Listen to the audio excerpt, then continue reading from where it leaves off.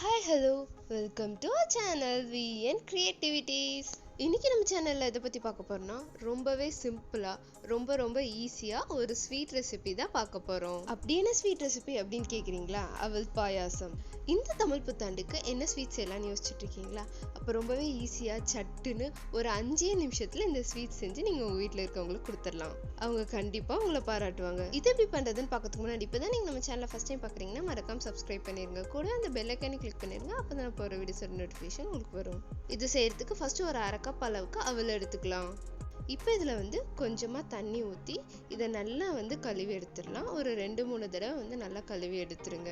நான் இங்கே வெள்ளை அவல் தான் எடுத்திருக்கேன். ஒருவேளை உங்ககிட்ட சிவப்பு அவல் இருந்தால் அதை கூட எடுத்துக்கலாம். நீங்கள் இதை நல்லா கழுவுனதுக்கு அப்புறமா இதில் கொஞ்சமாக தண்ணி ஊற்றி இது ஒரு 3 நிமிஷம் நல்லா நம்ம ஊற வச்சிடலாம். இப்போ பாருங்கள் 3 நிமிஷம் ஆயிடுச்சு. இப்போ ஒரு பாத்திரத்தை அடுப்பில் வச்சுட்டு அதில் 1 கப் அளவுக்கு பால் ஊற்றிக்கலாம். அதுக்கப்புறமா ஒரு 1/2 கப் அளவுக்கு தண்ணி ஊற்றிக்கலாம். உங்களுக்கு தண்ணி வேண்டாம்னா நீங்கள் 1/2 கப் அளவுக்கு பாலே ஊற்றிக்கோங்க. இப்போ நம்ம ஊற வச்சிருக்க அவலை இந்த மாதிரி நல்லா பிழிஞ்சிக்கலாம். இப்போ இதை கொஞ்சம் கொஞ்சமாக பாலில் சேர்த்துடலாம்.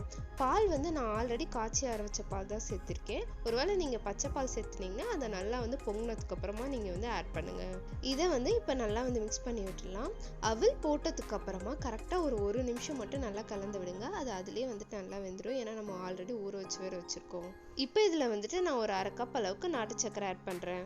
உங்களுக்கு ஒருவேளை இனிப்பு சுவை அதிகமாக வேணும்னா நீங்கள் 1 கப் அளவுக்கு கூட நாட்டு சக்கரை சேர்த்துக்கலாம். இப்போ இது எல்லாத்தையும் நல்லா மிக்ஸ் பண்ணி விட்டுடலாம். நீங்கள் இங்கே நாட்டு சக்கரைக்கு பதிலாக நார்மல் சக்கரை கூட ஆட் பண்ணலாம். அதுவும் நல்லதாக இருக்கும்.